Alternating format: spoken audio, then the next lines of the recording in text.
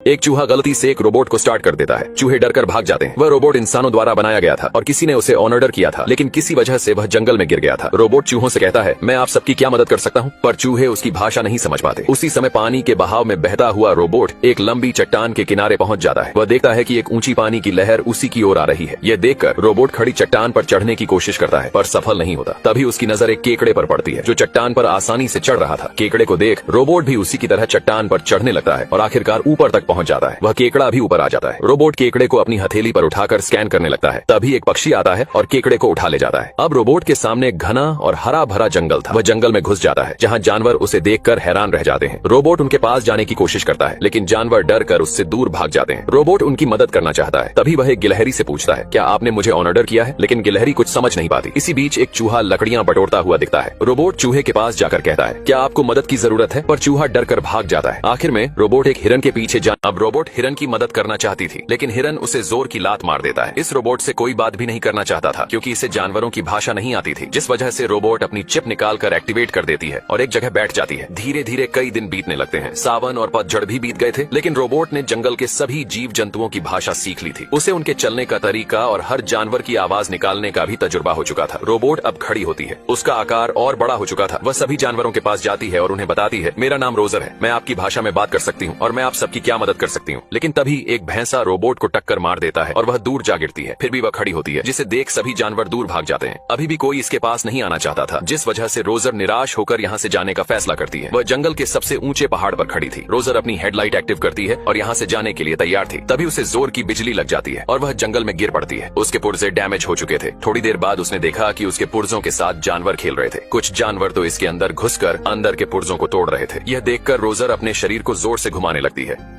अब रोबोट नीचे गिर जाती है, जिसके बाद उसके पार्ट डैमेज हो चुके थे। थोड़ी देर बाद रोबोट ने देखा कि उसके पुर्जों के साथ जंगली जानवर खेल रहे थे। कुछ जानवर रोबोट के अंदर घुसकर पार्ट्स को तोड़ रहे थे, जिसकी वजह से रोबोट को बहुत बुरा लगता है। वह अपने हाथ के पंजे को एक्टिव कर देती है, जिसके बाद पंजा जानवरों से बचते हुए रोबोट के पास आ जाता है। रोबोट अपने शरीर को जोर से घुमाने लगती है, जिससे सभी जानवर बाहर निकलकर गिर जाते हैं। अब वह यहाँ से जाने के लिए अपनी हेडलाइट चालू करती है, लेकिन एक जानवर उसकी लाइट निकालकर भाग जाता है। रोबोट उसे पकड़ती है, लेकिन तभी वह देखती है कि उसके पीछे जानवरों का झुंड है। इस वजह से पेड़ नीचे झुकने लगता है। रोबोट पेड़ को झटके से छोड़ देती है, जिससे सभी जानवर आसमान में उड़ जाते हैं। रोबोट लाइट लेने के लिए उस जानवर को पकड़ती है। वह जानवर एक गुफा में छुप जाता है, लेकिन डर कर वहाँ से भाग जाता है। रोबोट अपना हाथ लंबा करके लाइट उठाती है। तभी उसे एक बड़ा जानवर दिखता है। वह एक भालू होता है, जो बाहर निकलकर रोबोट को एक तमाचा जड़ देता है। रोबोट अपनी जान बचाते हुए भागने लगती है। भागते भागते वह नीचे गिरने लगती है और पहाड़ के आखिरी छोर पर जा गिरती है। जब उसकी आंख खुलती है तो वह देखती है कि उसकी वजह से एक पक्षी मर चुका है और उसके अंडे भी टूट चुके थे। वह टूटे अंडों को जोड़ने की कोशिश कर रही थी, लेकिन तभी उसने देखा कि एक अंडा बिल्कुल ठीक था।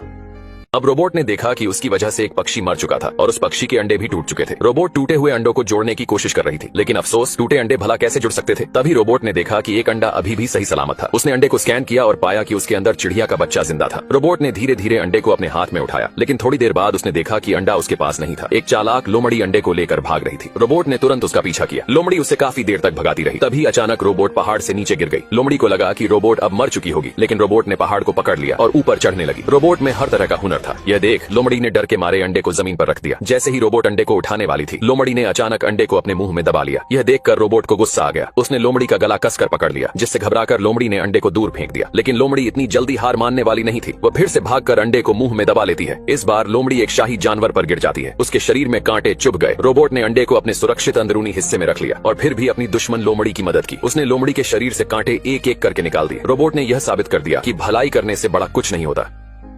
अब रोबोट लोमड़ी को उठाती है और उसके शरीर में धन से कांटों को निकालने लगती है। रोबोट दुश्मन लोमड़ी की भी मदद करती है। तभी रोबोट को कुछ हलचल महसूस होती है। वह उस अंडे को बाहर निकालती है। अंडा टूट रहा था, जिस वजह से रोबोट अपने हाथों से अंडे को फूटने से रोकने लगती है, क्योंकि उसका काम था कि वह अंडे की हिफाजत करे। लेकिन अंडे से बच्चा बाहर निकलता है। रोबोट ये सब देखकर हैरान हो जाती है। बच्चा रोबोट को सामने देखकर उसे अपनी माँ समझता है, लेकिन रोबोट ये नहीं जानती थी कि प्यार क्या होता है, दुख दर्द क्या होता है। इस वजह से वह बच्चे को नीचे उतार देती है और कहती है, मेरे इस काम के लिए कितने नंबर दोगे? लेकिन बच्चा डर गया था। वह अभी सही से बोल भी नहीं पा रहा था। अब रोबोट वहाँ से जाने वाली थी, लेकिन बच्चा उसके ऊपर चढ़कर उसकी लाइट को तोड़ देता है, जिसके बाद रोबोट वहाँ से नहीं जा सकती थी। बच्चा रोबोट से चिपक कर सो जाता है, लेकिन रोबोट बच्चे को चूहों के पास रख देती है ताकि वह चूहों के साथ रह सके। लेकिन चूहों के बच्चे उसे देखकर डर जाते हैं, जिस वजह से चूहों की माँ रोबोट से कहती है, क्या यह तुम्हारा बच्चा है? रोबोट मना कर देती है। चूहों की माँ कहती है, इस बच्चे ने तुम्हें पहले देखा होगा, इसलिए वह तुम्हारे पास जा रहा है। तुम्हारी जिम्मेदारी बनती है कि तुम इसकी परवरिश करो। इतना सुनकर रोबोट तैयार हो जाती है, क्योंकि उसे एक ऑर्डर मिला था।